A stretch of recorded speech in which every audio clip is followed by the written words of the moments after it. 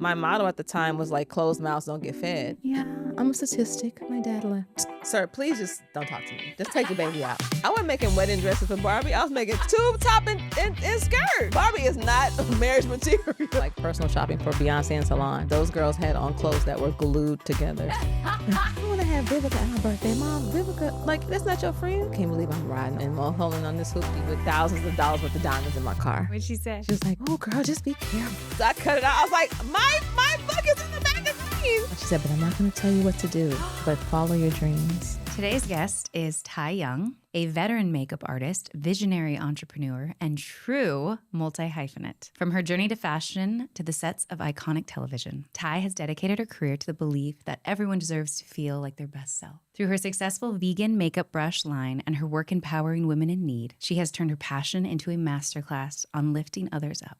Tai, your heart and your hustle. I don't know why I'm crying. Did you? Doing this. Wait, I have to finish it. Tai, your heart and your hustle are truly inspiring, and I'm so excited to talk about what's next. Oh, welcome. Thank you for having me. Oh my goodness. That intro, got me choked up.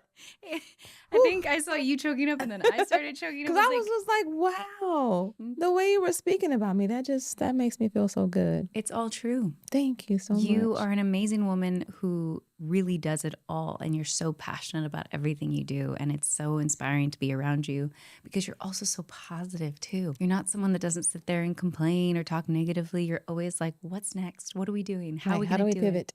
Yeah. And it's really, really beautiful to be around. So thank you for coming on the podcast. It's going to be an amazing interview because you are amazing. Thank you. Thank you so much for having me. Of course. I like to start with where you're from. Where were you born in this world, Tai? I was born in St. Louis, raised in Houston, Texas. I moved to Houston when I was like 3. And what did your parents do? My mother at the time, she was following my uncle. My uncle was a counselor at a college. Okay. So she was like in her 20s. So she just kind of went to Houston with him, trying to figure her life out. And then my dad and her were married. But at that time, she kind of like snuck out and left him in St. Louis and moved to Houston with me by herself. Oh, really? Yes. And I grew up thinking like, my father left. And then finally, like years later, my godmother was like, you know, your mom left him. And how did you feel about that? Yeah. I called her. I said, ma'am, Gloria. Was that your mom's name? Yeah. I'm thinking I'm out here like one of the statistics, and my dad didn't leave me. You left him. She's like, I know. He was in the streets and he wasn't doing things properly. I don't want him around you. I was like, well, why you couldn't tell me that? You know, I'm thinking, yeah, I'm a statistic. My dad left. She's like, so were you angry? I mean, because I found out when I was like 40.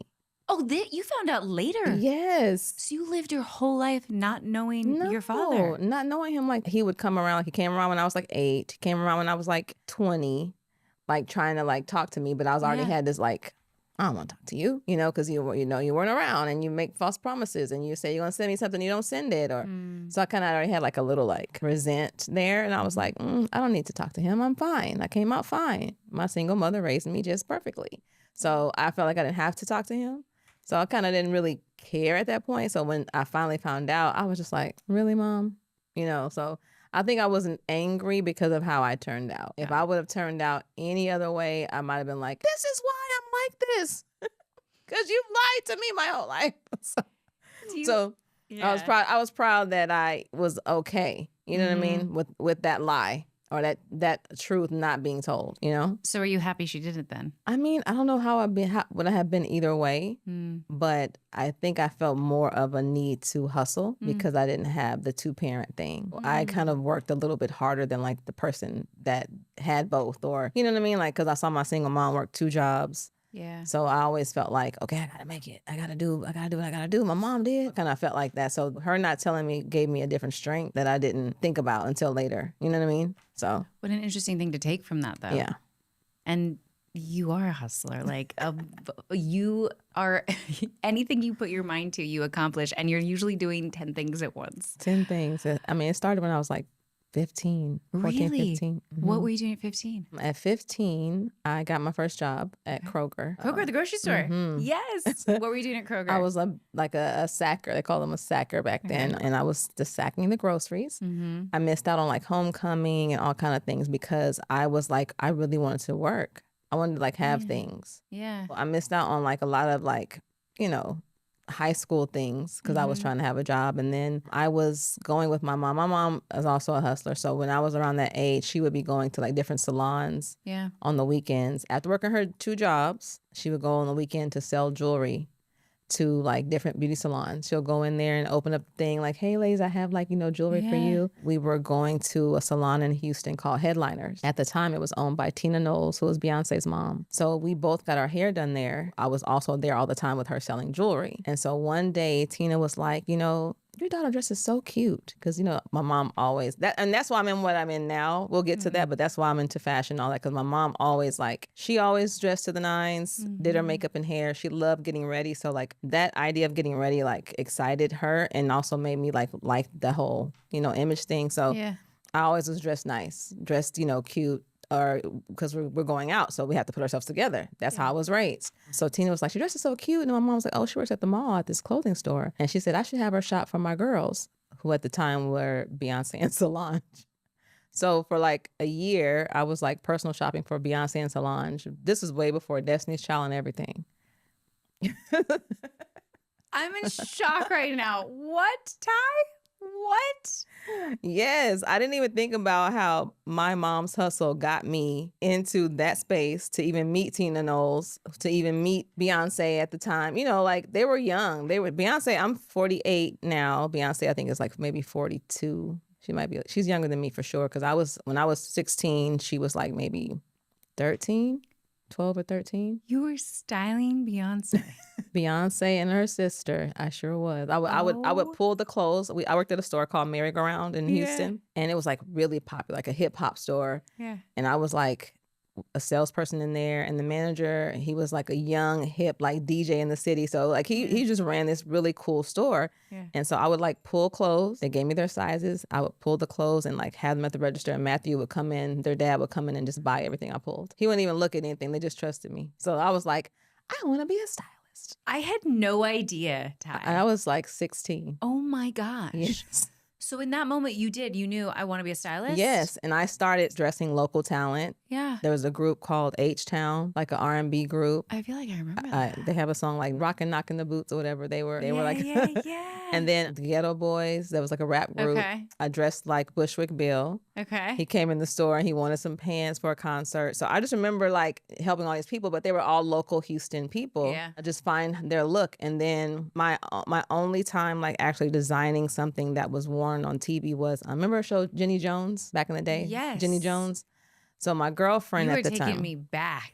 Like my brain is having to be like, oh my gosh, yes. Okay, yes. So my girlfriend, Tiffany, at the time, she worked for Sony. She had a girl group that she managed. How did she work for Music Sony? Music Sony. And but she lived in Houston with you? She lived in Houston. She was like on the marketing team for different artists at Sony. And so she was managing her own girl group. And so she was like, hey, can you make them something for Jenny Jones? And I was like, because while I was styling these people, I was also sketching and trying to do some things with fashion. Because now I'm into fashion. I'm into styling. I want to be a designer, all the things. Yes. And you're good at it. Yeah, people were liking what I was putting them in. So I'm like, I really have a knack for this. So she had me dress those girls for Jenny Jones show. And to this day, now I can tell the world, those girls had on clothes that were glued together. Were they like they were so cute. Like super glued? Like what was it? Was like a fabric glue that I found because I didn't know how to sew. I'm 17, know, and I'm just starting to do this thing, and I'm drawing things, and then I have, anyone to make it. Yeah. So I drew the outfits out, and I kind of like knew, how back in the day when Tina used to dress Destiny's Child in like the same pattern but different looks of the outfit. Like I kind of like started helping her do that. Like draw the outfit out, same fabric, but like different renditions of it for each girl. So for that girl group, I just found some fabric and I made this like polka dot black and white thing, but I like kind of glued pieces together, and they wore that on Jenny Jones. Do you have pictures of it? I think it's somewhere. Like I had a trunk that I brought from Houston out here with all my old stuff, high school book and all this stuff. It got wet, so some of the stuff is damaged. But if I can look really hard, I can find it. I try to look online to see if I can find an old Jenny Jones clip, but it was like black with like black and white polka dots. And then I think their manager put them in the cleaners, and all the pieces came apart. They had already wore it like 2-3 times, and I was like, okay, they got its wear out of it. But yes, fabric glue. Wow. Did you ever get into like being able to learn how to yes, stitch and sew that's and all that that's kind what brought me to LA. I came out here to go to fashion school. Really? Mm-hmm. I came out here to go to fashion school. I knew you had a fashion background in styling, but I didn't know that's what brought you to LA. That's what brought me here, because at that time I was like, I want to work with celebrities. Yeah. Like, because you were working with Destiny's Child. But they had just gotten signed. Like, wow. So you didn't even know.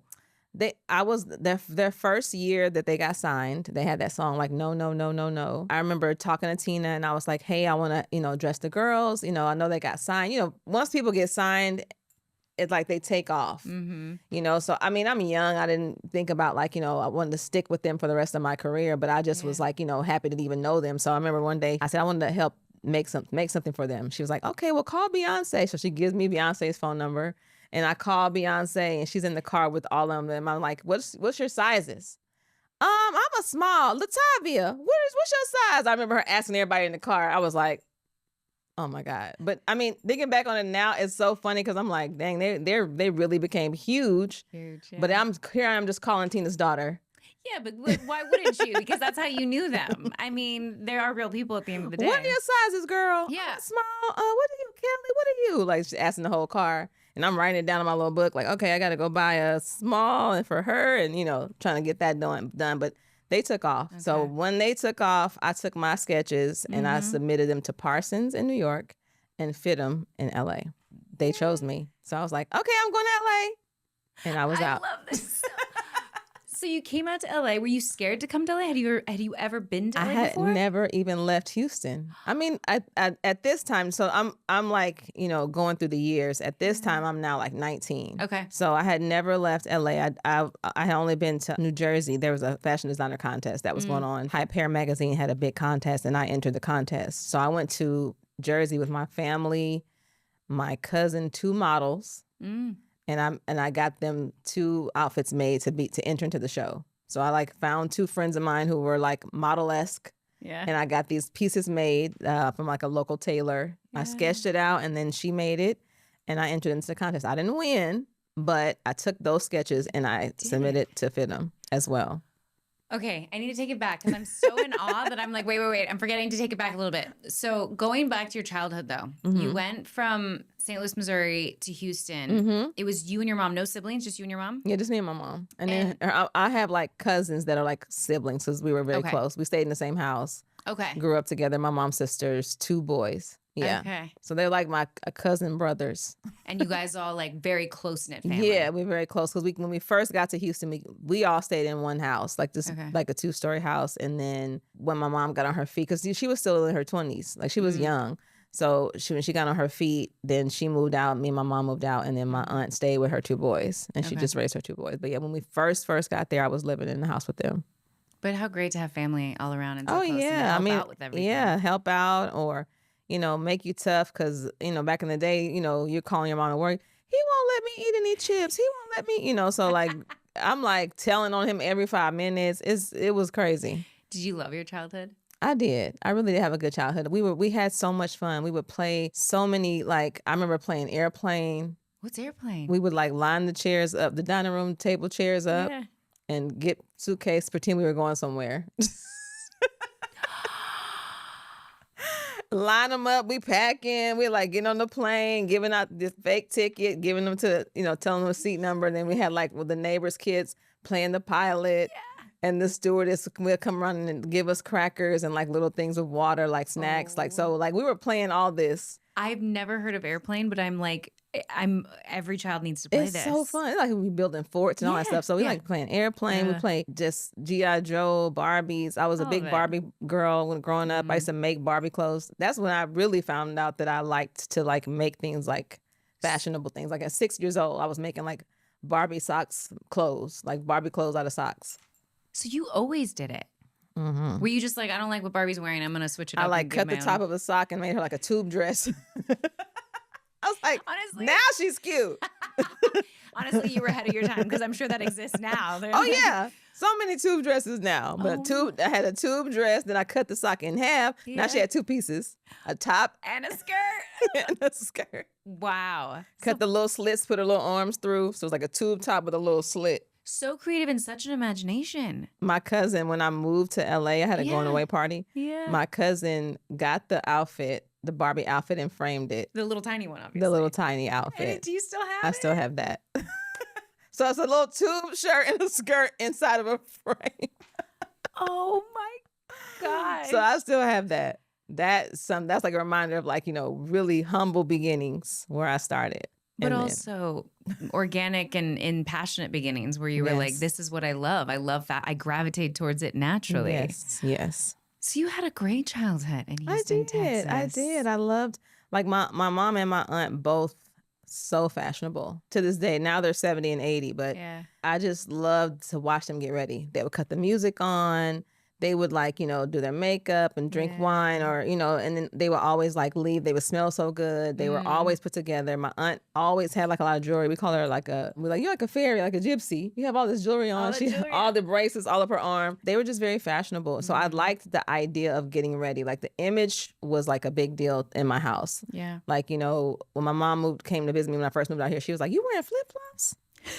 The LA. I'm LA like, rubbed Mom, off on everybody does. She's like, girl, this for the house. I get it though. I get it. Only in LA does everyone walk around in flip flops. Because that's not how we we would leave. We would be dressed. Like she's one of those moms that's like, you need to make sure you have, clean underwear and good shoes on when you leave the house. You're still that to this day. But I love that and admire it because there's a sense of pride and this is what I look like and this I'm going to present myself to the world. Yes. And it sounds like your mom was that woman. She was. So throwing on flip-flops and just rolling was not, she was like, oh, you changed. When she come visit me, you changed. I'm like, oh, Mom, why do you say that? Flip-flops? Those are for the house. Was shocked the first time she saw me come outside with them on. I was dying. How did you feel after that? Did you never wear flip-flops again No, outside the house? I kept doing me, but I just remember how she was just like the audacity. She was just like, she was really disgusted. Really. Yeah. She was disgusted. Because all the cute shoes you have, you're going to put on flip-flops? And what did you say? People are going to see you. Yeah. Mom, I'm not even going in, but like it was a big deal. Yeah. And no makeup, like just not being put together. Mm-hmm. That's not how she leaves the house. No, I get it. I respect it and I can admire it. That's not how she leaves the house. So that energy got me wanting to make sure that anybody I work with always looks their best. Yeah. Like before they go on camera, before they, hit the red carpet, before they go do an interview anywhere, like I want to make sure that everything is done. Hair, face, outfit, everything on point because that's kind of how I was raised. So I really want the look to be just impeccable. And you succeed at that. So your childhood was amazing. You had this passion for fashion. I love that. This passion for fashion at a young age in a very warm house, but a house where everyone hustled. Everyone worked hard. Your mom worked hard. You started working hard at 15 and then 16 started styling what would eventually be Beyoncé and Destiny's Child. And then you knew, okay, I'm going to submit these. Did the fashion show, the contest, sorry. Contest, in New Hype Jersey. Hair magazine, And then you knew from those, you took those sketches and you said, okay, I'm going to apply to FITM and Parsons. And when Parsons, I was waiting. I mean, I was a little bit scared of New York. I was like, if I can go to New York, I can. I didn't know anybody in either place. Yeah. And I just kind of was just waiting. And then when they called me from FITM and I went to FITM, I was like, that's where I'm going. And I didn't tell my mom right away. Why? I told her because I knew that she would be sad. I'm her only child. So I knew she was going to have a fit. So I was like, okay. So 2 weeks before I left, I told her. I was 20. Did that make it better or worse? Better, because now so much short time, she can't really talk me out of it. Like ticket was bought. It was already, I had worked like a little clothing boutique. I was saving my money and I got my ticket. So I was like, I'm going to LA to go to school called FITM. She was like, what? And then she's like crying, I can't help you. I don't have the money to support you out of state. Like I don't know how you're going to do it. I'm like, well, I'm just going to do it. And I really didn't have a plan. Yeah. I didn't have a scholarship. I didn't have nothing. I was just going, I found out who the housing people were. I got into the housing. And I went 2 weeks after I told her I was out, and I never looked back. Wow. So I've been out here since I was 20. And did she immediately, was she calling all the time kind of? I don't even remember if she was calling all the time. I think she was making sure I was okay. Yeah. But like she really couldn't send me money because she wasn't, she didn't have it like that at the time. Yeah. So she just was making sure that I was okay. And I'm trying to think, I mean, I'm not like that old, but did I have a cell phone? Well, no, that's a big question that I ask everybody because cell phones really have advanced so quickly over such a short period of time. I don't remember having a cell phone. So I do remember having a landline. Yeah. I remember her calling the house, the apartment, because it was like an apartment that I shared with 3 other girls. So like one of those 2 bedrooms and 2 rooms on one side and 2 beds on the other side. So she would call that number. And if I was home, she would catch me. So it was, there was no cell phone at this point. No cell phone. Because I'm like, I didn't really talk to her that much because, landline. Yeah. It's kind of, you have to just, survive. You're like, right, sorry, Mom. Right. I'm not living life. How do we survive like that? I know. And now it's like our phones are on us 24/7. Right. Now my mom would call me every day. Like, hey. I'm like, okay, I talked to you yesterday. You didn't call me all day Oh yesterday. my gosh, I know what you mean. It's like, what? Too much pressure. Mm-hmm. But going back out there, were the women you lived with girls that also went to FITM? Like, is that how did you know? Like, yes. You waited 2 weeks before telling your mom, but you knew, okay, my living situation is going to be with his other FITM students. Yes. And then did you know you were going to get a job when you went to LA, or were you like, I've saved up enough money? I had enough money to get into the school. Okay. And the good thing about back then, like, because it wasn't Google, like it was, I forget how I even got into the school. Like, I think it was internet, so I did find out about the school online, but I don't even remember how, because you don't have to pay. The good thing about college, you don't have to like pay to get in. Yeah. You can already be in, and then they'll figure out your financial situation. So that's kind of what happened to me. So when I got here, they had like a housing meeting at this place called Oakwood. Okay. Oakwood Apartments. Oakwood, yeah. Mm-hmm. Like the ones that are the same ones in like Burbank and yes, stuff? they've been around for a year. Yes. When I got there, I met this girl named Janine. Okay. She was my RA. Yeah. She and I are still friends to this day. I love friendships like that. She was my RA, and she was like, do you need any help? I said, well, I just flew in from, Houston. And I'm trying to find out who my roommates are.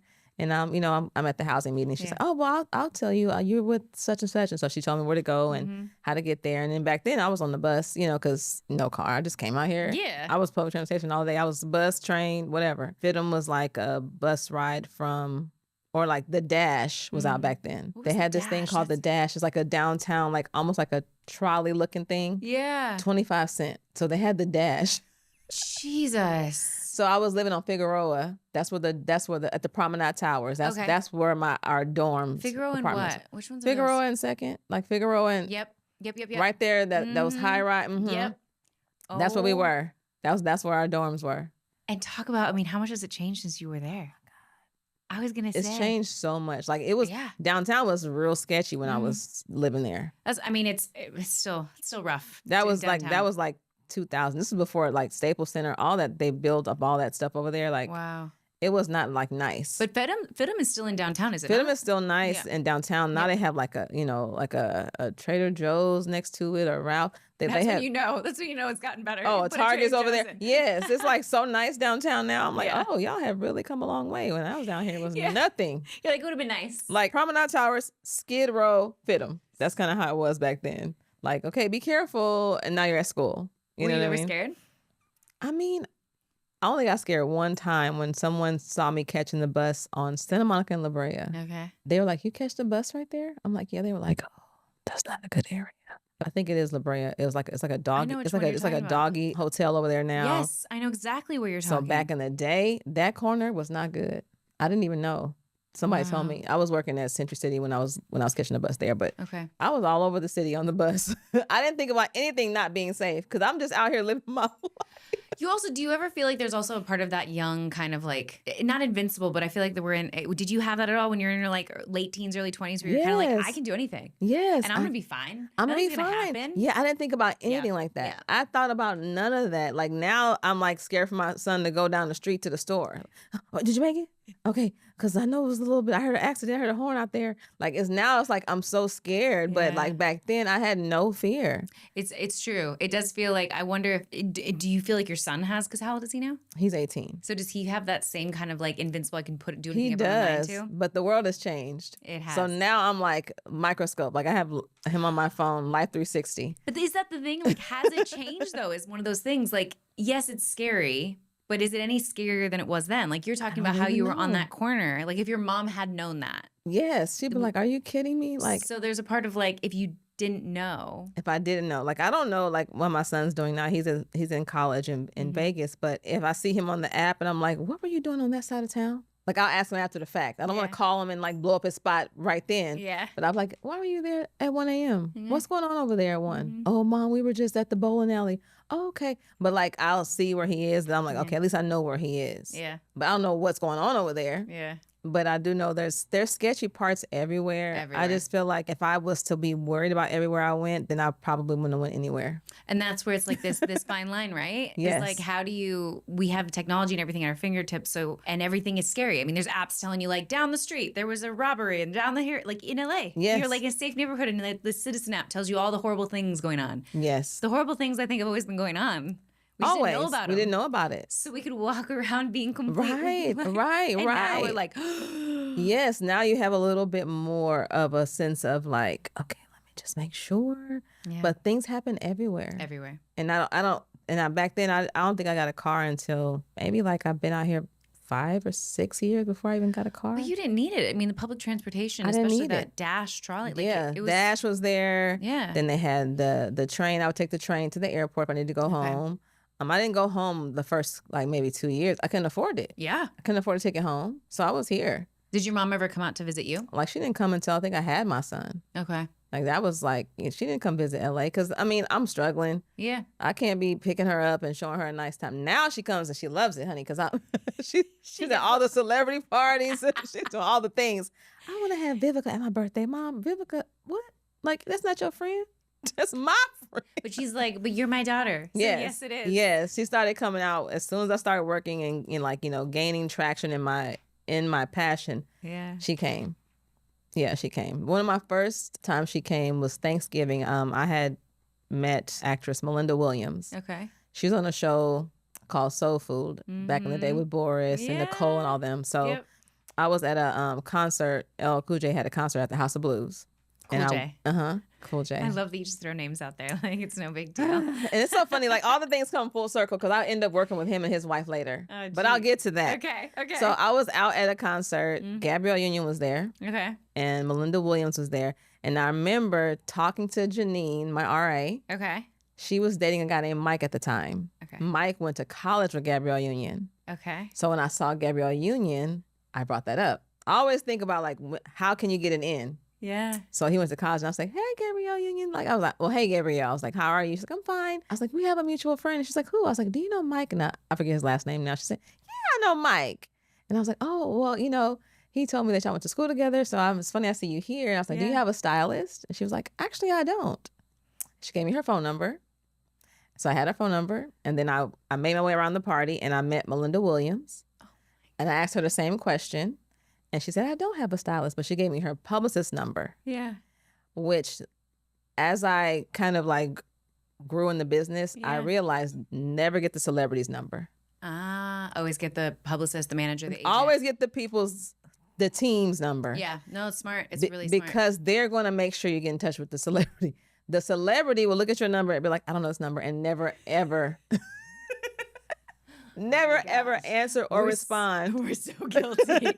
So guilty. So here I am. I got Gabrielle Union phone number. And when she never hit me back, okay, or answered or respond to any text. Oh, my gosh. And I was just like, okay, that went bad, because I got her number. She's like, this girl I met at the party. I'm not even going to call her back. It's also, I think there's this moment, I mean, I wasn't there for that situation, but I can speak for myself as like, I'll have such a night where you meet all these people and you're drinking drinks and the next morning someone texts and you're like, and you do that thing for some reason, which I don't know why, you're like, who's this person? Yes. And for some reason, it's so hard as a human to go, just text. Who is this?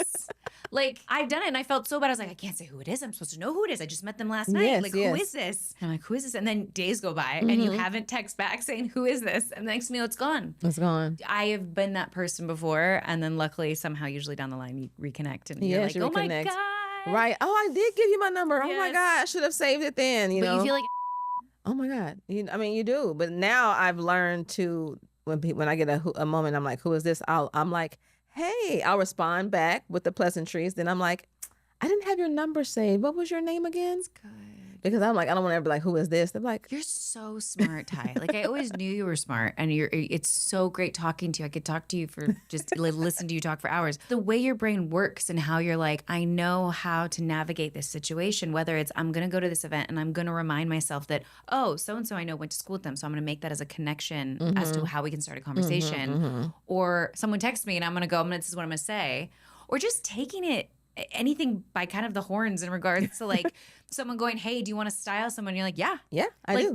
It's really impressive. You think you get that from your mom, or is it just you? My mom she's a little bit more scary. Okay. Like she wouldn't have approached Gabrielle Union at all. Okay. She would have just looked at her from across the room like, I wish I could talk to her. She's that. So I don't know. Like, I mean, if I probably knew my dad, I do know he's, a Virgo. He's a go-getter, somebody who's like living the fast life, kind of like witty. Like my cousin tells me about him because he used to hang out with my cousin when my cousin was, because he's older, my cousin, the one I live with. Yeah. So he said, your dad was always into something. He was always a sharp dresser and he was, like living the fast life. He was that guy. Everybody loved him. So I was like, I feel like I have his personality. Okay. I mean? Like how I maneuver and like meet people and I'm not afraid to like approach people. But my motto at the time was like, closed mouths don't get fed. So if I don't speak up for myself, who's going to say something for me? Who's going to put me in those rooms and say, because here I am at the concert, I see celebs, and I'm like, I came out here to work with celebs. Let me go talk to some celebs. You know what I mean? And it ended up getting me to where I am right now, just not being afraid to talk. And Melinda and I were friends. We're still friends to this day. Yeah. She introduced me. So her publicist ended up being her sister. Okay. She used to be a PR for MTV, but then she left and started her own agency. Okay. And so she repped her sister, Melinda. She repped Rockman Dunbar, Hill Harper, Venus Williams. And Melinda was friends with Nicole Ari Parker, so she introduced me to them. So I was styling Boris and Nicole when I was in my 20s. and whoever Melinda was connected to, I was referred. So I worked with Vanessa Williams. I worked with Boris, Nicole, Rockman, like anybody who her publicist repped. Yeah. I worked with them because now I'm her, on the roster stylist. Yeah. So she would call me, hey, we're doing a shoot for such and such. Are you available these dates? So now I'm building up my portfolio and getting myself more traction as far as being a celebrity stylist. And did that just kind of explode? Did it just kind of, or did that happen over years? It happened within once I got the publicist number and I said, hey, I met Melinda last night. She gave me her info. Oh my gosh, great. Immediately, we're doing new headshots for Melinda. We're doing all these things. And then once I started to be on time and show up, she's now recommended me for all her other clients for different things. So now I'm like walking into, H. Lorenzo and like pulling things and, and then when she signed Venus Williams at the time, she's like, okay, so Tai, I want you to style Venus. So I was like, okay. Venus Williams styling gig made me quit my job at MAC. I was working at MAC Makeup. Okay, we have to go back. Keep going. But yes. I need to know all the steps in between. So that was like my first. I was always at 17, I worked in like retail. I've always been in retail. Okay. That's like always been my job. After the grocery store, I was always like either retail store, like clothing store. Remember Contempo? Contempo Yes. I mean, I remember Contempo, and then for some reason what came to mind was Limited 2. Limited 2. Limited 2. Limited 2. Completely different. They had Contempo. Remember that store? They had a store called 357. I don't remember 357. Oh my God, they had, which was so not appropriate, but they had a store where only sizes they had were 3, 5, and 7. Are you kidding? 3, 5, 7 was the store. So they had these stores for like the size 3, 5, and 7. So I've worked retail makeup counters that's always been like the way I make money. So I came and got a job out here at the MAC counter. Did you like working in sales? Did you like talking with people and selling products? Or was it something you were kind of like, it makes money? I like, because I'm a people person, so I like to talk to people. So like me working in retail made me be able to like approach the celebrities. Like I was able to talk to people. So I remember when I first started working out here, because again, I'm from Houston, so LA people are different. Yeah. Would you like to elaborate on how they're different? So I'm all at the store. Hi. Like I'm smiling big and I'm, hey, how you doing? They're like, like it's very different. Yeah. Like the greeting with the eyes and the smile. Like that's how we greet down south. We want to say hi. We almost want to hug everybody. But this is a very much, I'm in my bubble, don't talk to me type of place. It's so sad though, because I'm from LA and my experience is like, I've always said this, if you're from LA, it's very different than people that move here from outside of LA. And I do think that that's people's perception of LA is this kind of like closed off, like pretentious kind of whatever vibe. Oh, yeah. And I've always, you know me, like yeah. born and raised here, I'm always like, hi, give me a hug.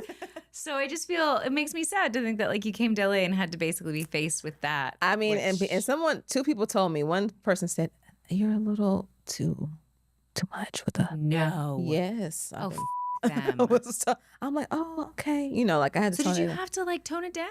I kind of did because I was getting all the sales. So I had to have a talk with my manager. Like they say they don't ever get a word in edgewise because you're always talking to people. Well, I'm doing my job. I'm outside the counter. I'm approaching people. I'm saying hi. So now I'm a problem because I'm the one that's getting the sales. That's crazy. So there was some jealousy going on. Some jealousy, like, oh, she's doing too much. She's talking too much. Got it. You know, like she's doing like, but I was just like being, because when I would sit back behind the counter, you know, you've walked in retail places and the person's behind the counter like this. Mm-hmm. Hey.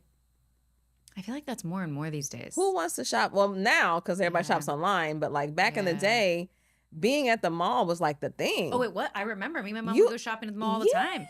Yeah. So you want, if you're commission based, you need to start talking to people. Yeah. You can't be back there behind the counter, not moving, not doing anything. So I'm interacting. And then that kind of got me in trouble a lot, you know? But I don't get it because it was resulting in sales. Yes. But if people aren't happy that you're outselling them, then it becomes a problem. Got it. Like, oh, the Texas girl is doing too much, basically. Listen, you're like, yes, I am. Yes, she is.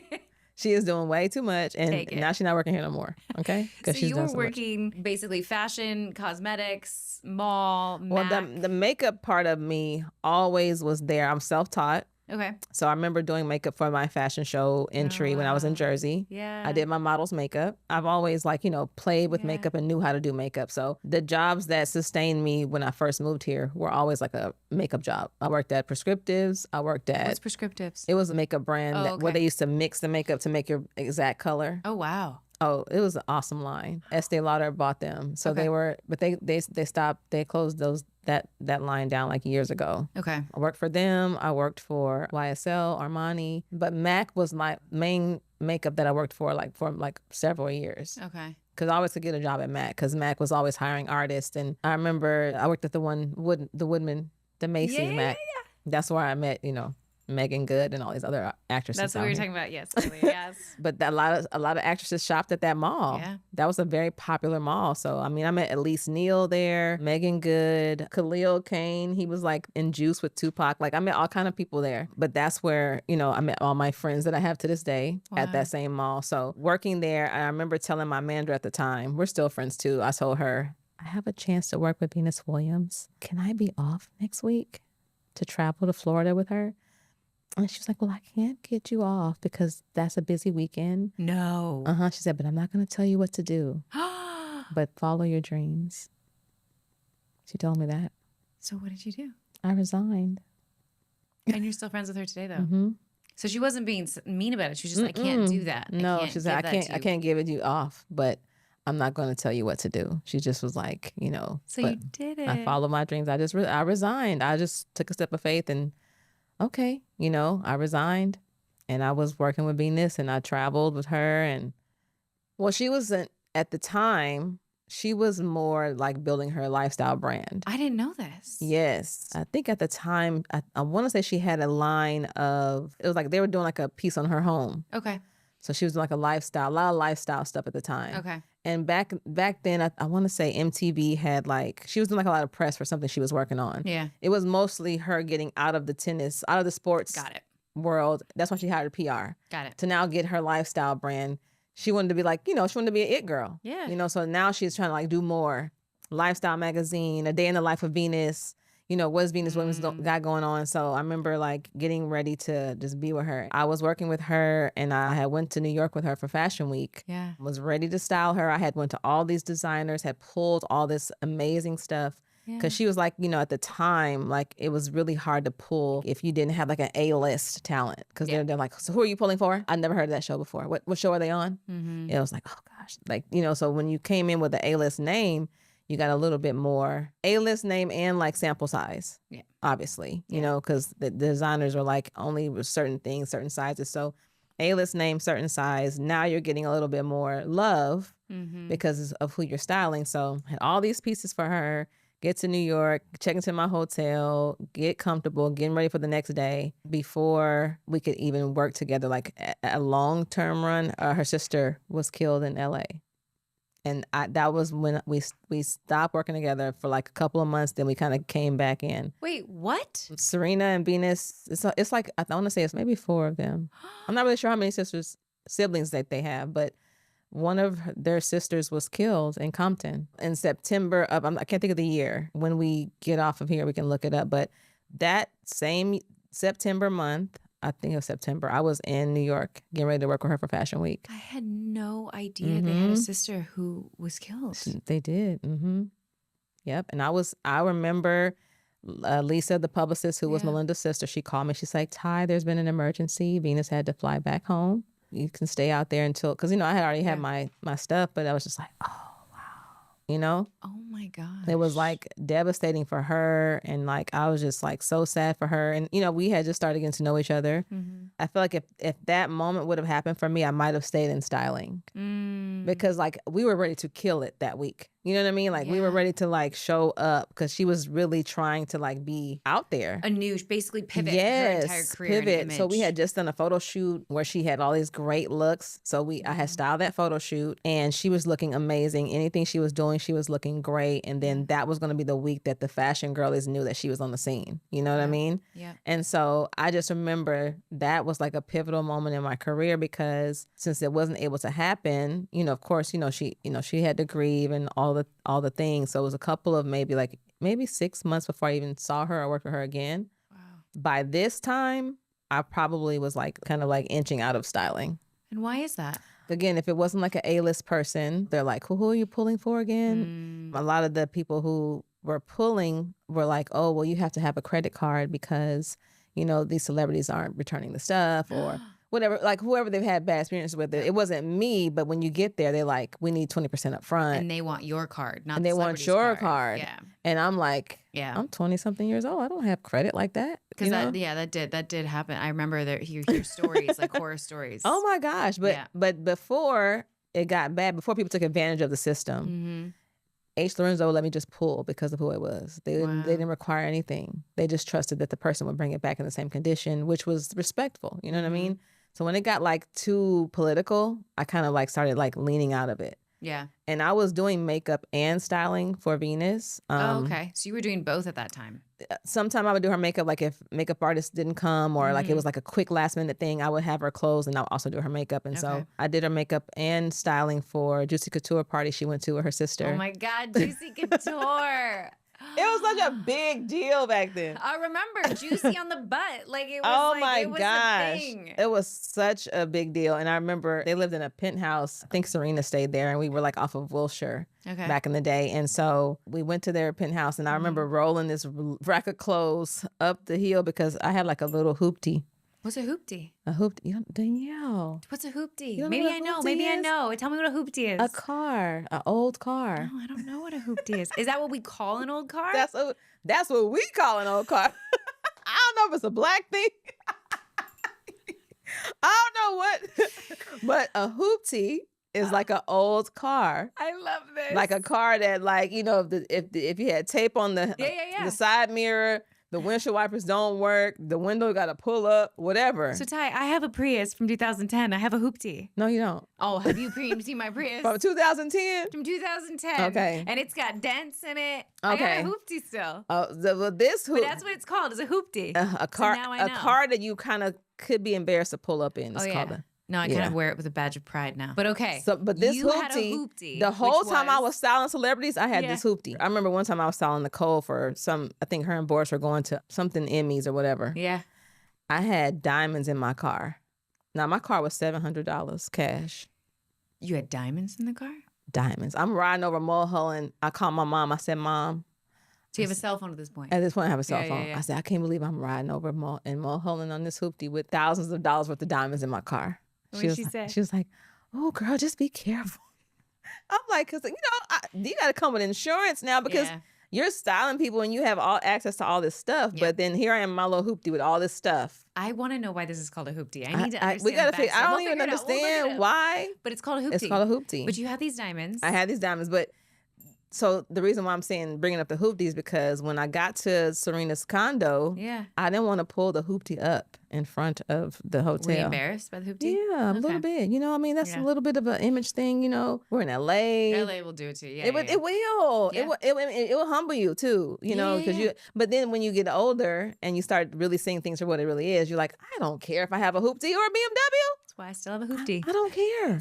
Baby, I will roll up in whatever now. Yeah. But back then, I felt away. Yeah. Because it's like, you got to tell the valet, okay, so you got to do this when you get inside. You can't just drive away. Oh, well, we'll talk some stories after this. You don't want to be telling people that in front of other people. Yeah. So just park over here.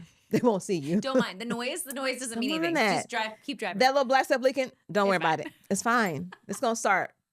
Okay? It got me here. It got me here. So I remember rolling the rolling rack up this hill to get from wherever I parked. Geez.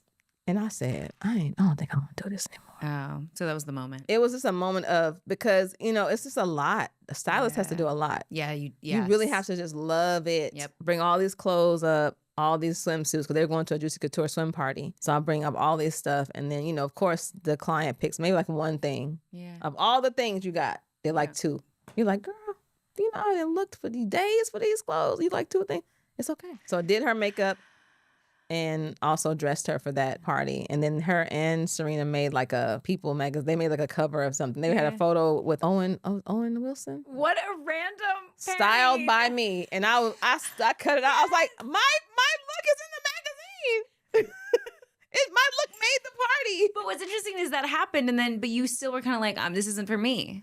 Because I was just like, I think after that, jobs like started getting slower and then just started getting harder to pull. What I learned in this game is if the celebrity is not busy, you're not busy. Yeah, I've always been quite in awe of stylists because it is a very tumultuous profession to be in. It's definitely like makeup too. Like, if your clients aren't busy, you aren't busy. And they could be loyal clients. You can work with them all the time. But if their run is done, whether they're promoting a movie or got pressed to, do whatever they're doing on their show, but if they're not like somebody who's constantly busy, you're not busy. Did you ever want to work as a stylist and I don't know this world, so you might be like, that doesn't exist, like a stylist for a specific magazine? Like, do magazines have in-house stylists? Or do clothing designers, do clothing brands have in-house stylists? They don't have in-house stylists. What they do is partner with stylists. They might find out who the stylist is and then send them a bunch of stuff. Got it. Say, we love your client. Can you please put them on our stuff? That's how they kind of build those connections. You have that rapport with the stylist. With the person's personal stylist. Okay. And that's how they kind of get in. People do, I used to do personal shopping. I was doing all the things to make sure I can keep my livelihood up because, the jobs weren't coming as much. And again, if people weren't going to red carpet events or doing anything, then what would I be pulling for? Yeah. What would I be styling them for? But at the time, I had a couple of people in fashion that I would go see to give me clothes. And most of the time, again, it's who are you working with? What are they on?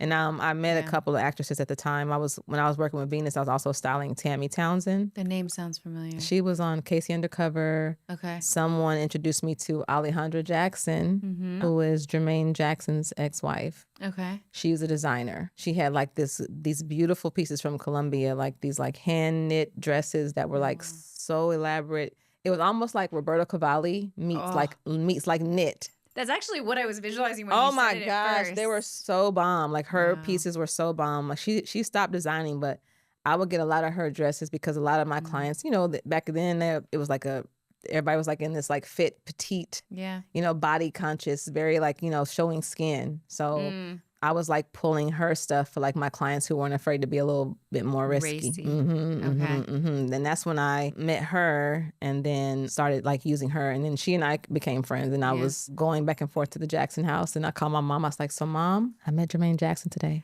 What did she say? She was like, girl, he was my favorite.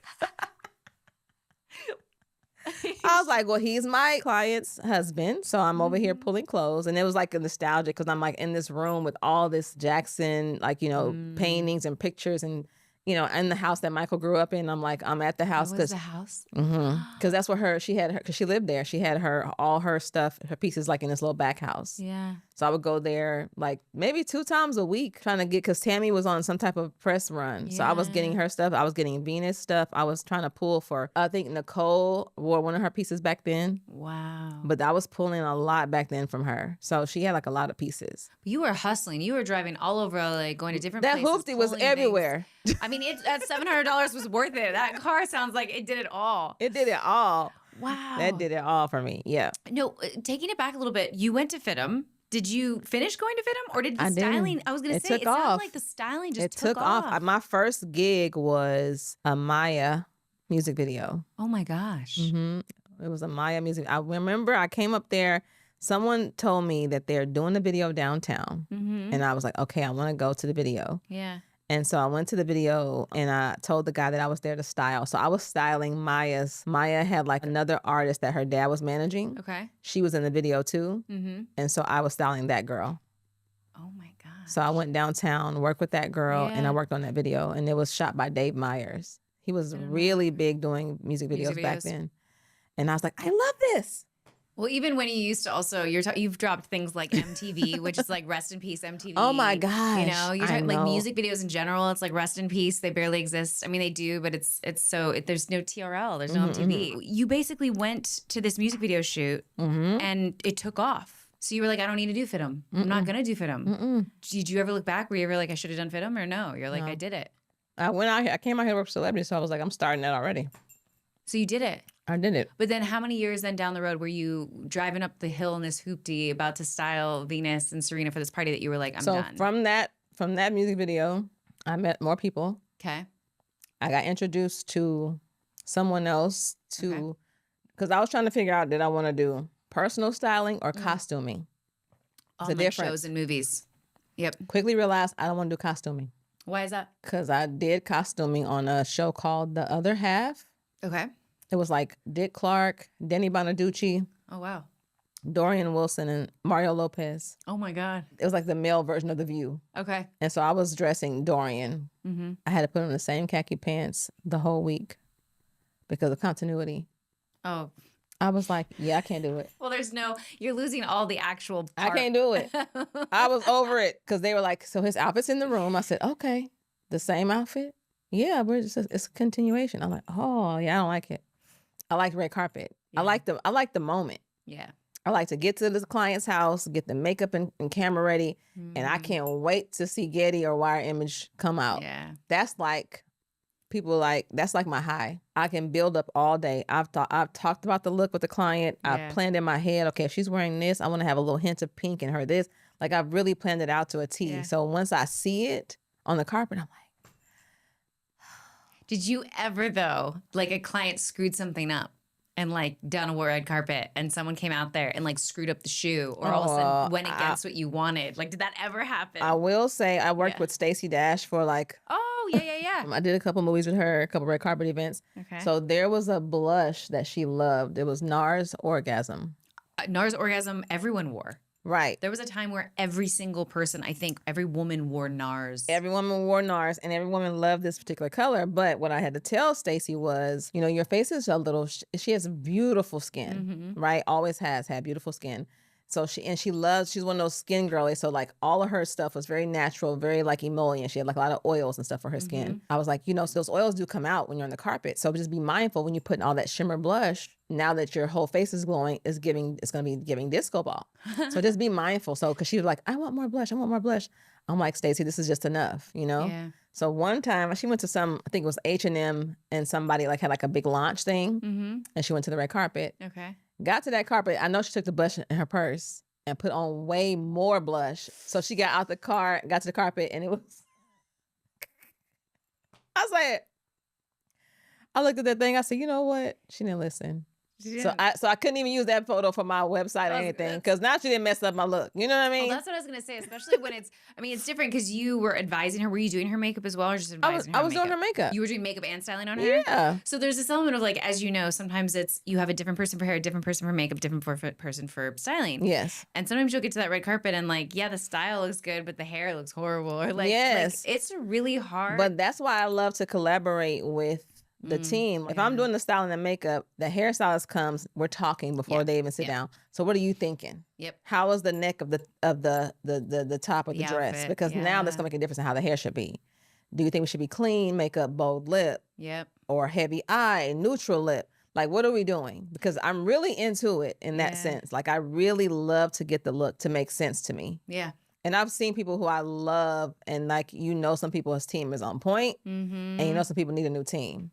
Yeah. You be like, ooh, that dress would have looked so much better if she had a braid, or if she would have just put her hair to the side, or, you know what I mean? Like little things. But that's the beauty of having a team that kind of like gets it. Like someone who's killing it right now, Tiana Taylor, her team gets it. Killing it. She's killing it. Yep. Everything. Like her team gets it.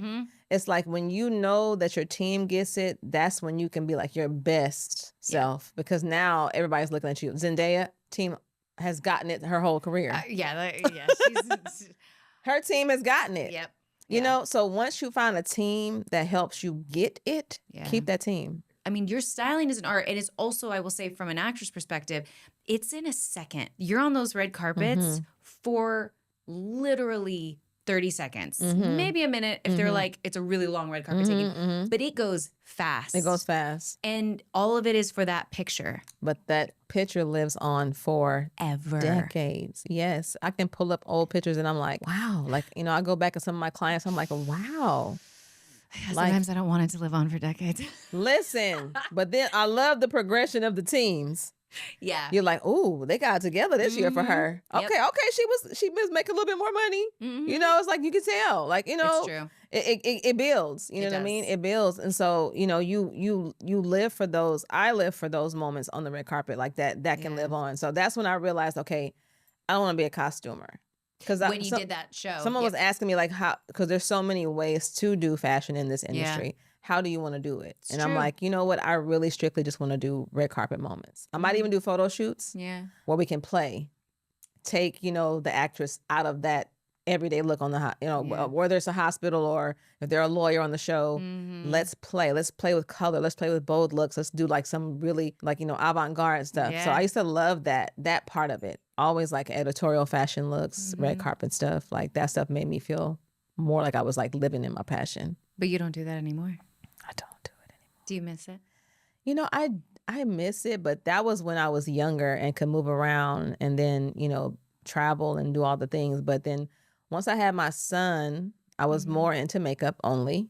And I was like, just working on, being people's personals. Got it. So when I had my son, I was in my 7th year at MAC Cosmetics. Because I had stopped styling and then I just started working like, full time. Oh, interesting. So then you were styling and then you started just makeup. Now, is this MAC makeup after you had left and gone to I got rehired. Okay. I got rehired after my like maybe 2 years of like living my best life as a fashion stylist, cleaning out people's closets. I remember I had to do like Hill Harper. He wanted me to like, clean out his closet. Yeah. So I was doing closet cleanup for people, like, oh, no, that has to go. Please take that out. You've worn that 800 times. Like I was doing this, right? Yeah. Doing all the things. I was doing that for a while. And then, just again, people weren't as busy. Yeah. So of course I'm in LA, I had to sustain life. So like, I always had a good pour at MAC. Yeah. So I went to MAC. The old manager that I had, she wasn't at the same store anymore, but she got me on. So I was like, I'm managing like, I think I freelanced at first. So I was all over different stores. And then I ended up being at Macy's, MAC, and Del Amo, like in Del Amo Mall. Okay. So I was there and I was there for like years, managed a team. I was the manager. I had an assistant. Wow. I had like 19 girls under me. So you were a boss. I was a boss. Not shocked at all. And then I had my son. He came early. I was at work and I just... And how early did he come? He came 28 weeks. What is that for someone who doesn't... 7 months. Really early? Mm-hmm. Was there something? Did something happen? I don't know. I still don't know to this day what happened. I was at work. I had just finished a bride's makeup. Okay. And I always have music at my, we always have music at the Met Counter. Met Counter has always been so much fun to work at. Yeah. So that's just one of those jobs. It's like you were doing makeup all day. Yeah. You have on all black and you just look pretty all day. So we loved it. We loved work. We had music on. So I had just done a bride's makeup. So I sat down in the back and I sat there and I was talking to my sister and I was like, oh, so I think I just started a cycle. She was like, girl, you're pregnant. You can't have your cycle. Yeah. I'm like, something's coming out. Yeah. I said, maybe I have to pee. So I go to the bathroom and I'm like about to pee and I start peeing. I look down, it's just blood. It's not pee. And I stopped because I'm like freaking out. So I stopped peeing. I'm like, I was like, friend, it's blood. It's not pee. So I'm gonna go get my car. And I felt no pain or nothing. I just thought I had to pee. Like, I'm like, something's coming out. And so I didn't even feel anything. She just pulled her car around. And I remember coming to the car and I'm looking for paper. She said, what are you doing? I said, I want the paper on your seat. Girl, get in this car. Because I don't want to sit on her seat if I'm bleeding. I know, but she's like, we need to get you to the hospital. Like, and you're worried about her seat. Get in this car. So I get in the car. She takes me to like this hospital right there by us called Little Company of Mary, like a little cute little Torrance hospital. I have my baby. Emergency C-section. Were you scared though? I was freaking out. I mean, I can imagine, but you've been so calm so far. I was so, because like... the pregnancy had no problems. I had no problems, no issues. I was eating what I want. I barely picked up weight. I just had weight in my belly. Yeah. So I was, I thought I was fine. So to have that moment happen, I was just like, oh my God. It was like I did go to the bathroom at the hospital. It was giving like Carrie crime scene, like from the movie. It looked like that to me. And I was freaking out because I don't know. This is my first child. I'm like, am I losing my baby? Like, I didn't know what was going on. And so I remember the doctor, they said, who's your, OB? So they called Dr. Wu. He was out of town. Oh, jeez. Why are they always out of town when it happens? Always out of town. I heard this time, like not 2 months early, but I've heard this story so many times. I'm like, Dr. Wu, where are you when I need you? Did you ever find out? Where you're like, he was on vacation. He's like, ain't nobody tell your son to come early. I was out of town. So some random delivered my baby that I didn't even know. And I was like, they're like, we have to take the baby out. I was like, no, he's not ready. Yeah. I'm like, no, what can we do? I'm like, patch me up. I can't have the baby now. And they were like, no, we have to take the baby out. We don't know what's going on with you. You won't stop bleeding. And I'm like, they couldn't tell me. Like, I think after the fact, somebody was like, maybe it was a placenta previa, but it's like, that's not what the doctor said when I was there. They couldn't tell me. They couldn't pinpoint what really happened. So you were bleeding, but was he also trying to come out? Like, no, he was not trying to come out. They couldn't figure out where the blood was coming from. No, they couldn't. So they were like, we have to just like take him out because whatever, as I keep bleeding, I'm losing nutrients. I'm losing things. And you're going to need a blood transfusion at some point. Yeah. Did you end up having to get a blood transfusion? I didn't. They immediately was like, we need to take your son out. And I'm like freaking out. So I'm like, call his dad. I don't know where he is. And so they call his dad. His dad comes to the hospital because I don't want to like make the decision without his dad. So then his dad came and he was like, like they have to do what they have to do. Like, we know we need to make sure that he's okay and that you're okay. So I'm like, okay. I just remember I could hear everything and see everything because they gave me like an epidural. And I just remember the doctor kind of trying to make small talk, make me like, sir, please just don't talk to me. Just take the baby out. Because I was working out a lot at the time. So I had like a 6-pack, but I was pregnant. So, I'm not shocked by any of this. As he's cutting me out, he's like, oh, somebody works out. If you don't, sir, don't cut the baby out and stop playing with me. And also, I would have been pissed. Were you pissed that you're cutting all my muscle? I'm going to have to rebuild all of this muscle. I wasn't planning a C-section, right? Yes. And to this day, I'm mad. I got a little hernia right there where he didn't mess up my damn abs. Girl, man, sir, do your job and don't be trying to make small talk. I'm not laughing. I'm on drugs and I'm getting an emergency C-section. I'm not in the mood to be trying to chuckle and make small talk. I don't even know you. You're not even my doctor. Feel like, get out of here. To this day, I don't even remember his name. Who are you? You only remember Dr. Wu wasn't there. Dr. Wu was not there. Where are you, Dr. Wu? Oh my God. If he is still out there practicing, Dr. Wu was the best. But I'm like, yes, you're not Dr. Wu. Yeah. So my son came. He was 3 pounds. Oh, wow. 3 pounds, 11 ounces. Oh my gosh. Immediately went to the NICU. And I was in the hospital for like a week. Were you so scared? I was so scared. But you know what's crazy? when people ask me about that time in my life, Danielle, I don't remember. I blocked it. There's this thing where you can block out trauma. Yep. And people are like, how did you survive that? I'm like, I don't know. God. Because I don't remember. I remember going home from the hospital without my baby because he was in the NICU for 3 months. He had to build up his weight. Yeah. And I remember us going to visit him. I was pumping every day. So I'm at home pumping, no baby. I had like a freezer full of milk. And I would take it to the hospital, drop it off. They was giving him my breast milk in this little tube. He had all these little tubes in his nose and all that. And he was so tiny. I remember the first time I saw him, I burst out crying. Yeah. Because when they finally, like when the drugs kind of wore off and I'm like back to myself, they wheeled me down there to see him. And they put me in there. I look at him and I'm like, I just start crying. Because I'm like, what did I do? Yeah. What did I do? Why is he in there? Why is he so small? Like, why, what's going on with him? You immediately blamed yourself. Yes, because I'm like, dang, what did I do something wrong? Because whose baby looks like this? Like, whose baby is this small? But so many. But when you're at your first, you don't think, I hadn't even thought about a preemie. Of course. Yeah. I didn't even know what a preemie was. It's my first baby and I'm 29, 30. I was 29 and he came when I was 30. So I was like, but also, yeah, you didn't expect it. And why would you? It. But also people don't talk about that usually. No, they don't talk. I mean, what's crazy is thinking back, I don't even remember like any conversations being had about like what happened, how it happened, why did I believe? I don't remember a thing. So they might have told you, you just don't. They might have told me. I don't even know. I blocked it out. And then people would call me and ask me how was I doing, but it's like, how can you be doing? I'm home. My baby is not home. Yeah. So I don't even remember. It was 3 months he wasn't there. Did you go to the hospital every day? Every day. And I lived at the time still. What's funny is I lived in the Promenade Towers after it being FITM. You left and came back? Mm-hmm, we lived in the Promenade Towers.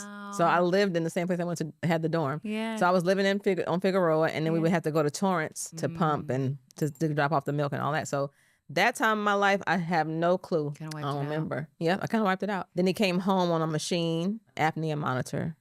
So like if he stopped breathing or something, the alarm would go off. So he came home. So I was a wreck with that situation. I don't even remember it, but I just remember I was working at Mac and then I wasn't. And then I was off of work.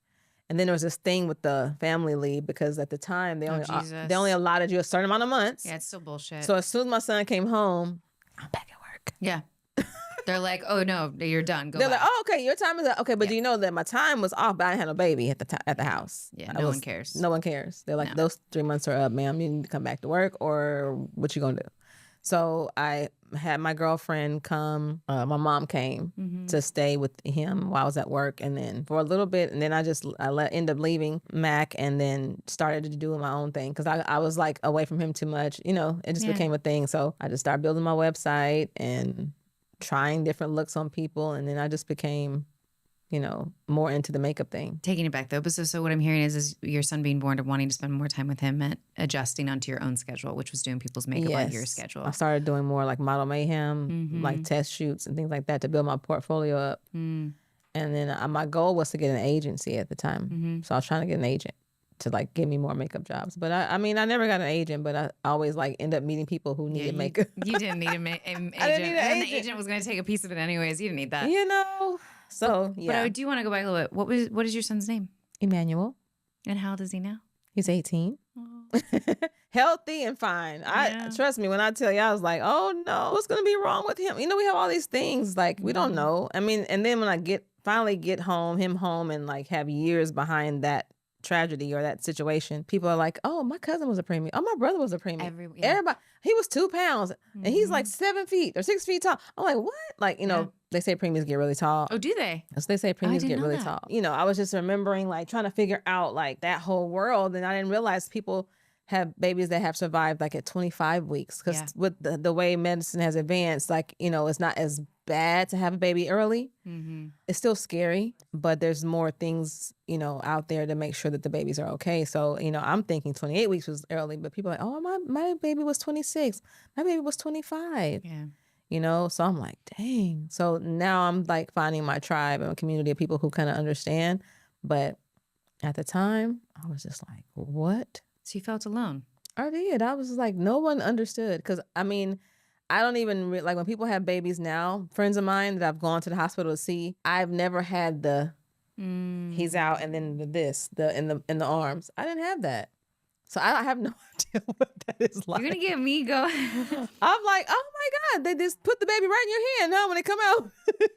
Or when you watch TV and the baby comes out and then they put him in I didn't have that. Yeah. It's like, okay, he's out, NICU. And then you have to like be wheeled down there. So I'm like, oh. And like you said, it was traumatic. It wasn't this joyful moment. It wasn't.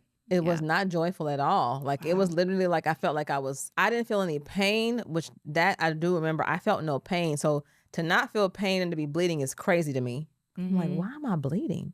So I didn't even realize what that was. Yeah. I mean, I was just like, I guess it's time for the baby to come out. I was like, when people's water break, is that blood? I didn't know what it was. Yeah. I mean, nowadays it feels like we're more educated, but I still wouldn't. Yeah. You don't know. You don't know. And so unless you have had several babies, you don't know. People would ask, oh, do you want to have another one? I'm just looking like, Well, that was the question I was going to, sorry. Since I didn't know what was going on, I kind of like, I don't know if I can. Like, because something might have been wrong with me. So I never even thought about having another one because of that situation. I was going to say, so after that, you were like, I never again. I didn't want to. Has that changed now that you're older? Do you ever wish you would have had a second child? I don't, because my son grew up with siblings. So he's had other people in his life, and my son is so lovable. Like he has siblings from a previous marriage. So those are like my babies. Yeah. I didn't have to have them. And I love kids. Yeah. So, like I don't have to have them to have that love. Then my best friend had a daughter. Her name is Iman. She's 8. And she is my god baby. So when she had her, I was like, okay, I had another baby. Yeah. So now like I spoil her. That's my word. That's my girl. Her and my son are very close. So I didn't have to have another baby to have another baby. No, pretty much. But yeah, the thought of it, no. I was like, because maybe something was wrong with me that I didn't know about. Because, I didn't go into further detail afterwards. So I just was like, maybe it's not for me. So you just moved forward with that outlook. You're like, nope, I'm done. I'm good. I'm done. Did you always want to be a mother before? Is that something you always knew you wanted? I didn't even think about it. Really? Never thought about it. Like, you know how some women grow up thinking about, I want to get married. I want to have a family. I want to have the white picket fence. I want my husband to, all these things. You know what I was thinking about? Tell me. I want to be successful. I want to work with celebrities. I want to, live in the big house. I want to I was always thinking about like my journey. It's crazy because when people are like, oh, did you ever want to get married? I'm like, I never thought about that. Yeah. There's girls who from a little girl know, I want to have 5 bridesmaids and we're going to wear lavender and all that. And you're like, oh, okay.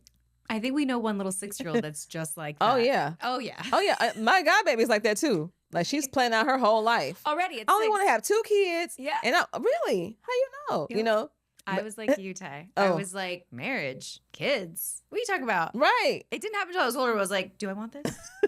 I should decide if I want this. You know what I mean? Like, I'm 100%. I get it. But it's like, just... what? People plan this when they're little? Like, I didn't think about, No. Barbie was not, I wasn't making wedding dresses for Barbie. I was making tube top and skirt. She outside. She's at the club. She's living her She is not a housewife. Barbie is not marriage material. So true. The fact that they ever made Barbie a housewife. Listen, Barbie and Skipper were in the streets, girl. They was not trying to get wiped up. Like, I mean, come on. So yes, in my mind, why would I want that? No, I want to drive the Corvette and be cute around town like Barbie. Yes. Ken is just around. Oh my God, the Barbie movie. I'm just thinking of the Barbie movie right now and just how accurate. She's like, no, Ken, I don't need you. Yes. Like the whole thing is Ken. That's how Barbie. my Barbies were. Ken was always at the house. My Barbie she worked. She had like a little job. She had the car. Yeah.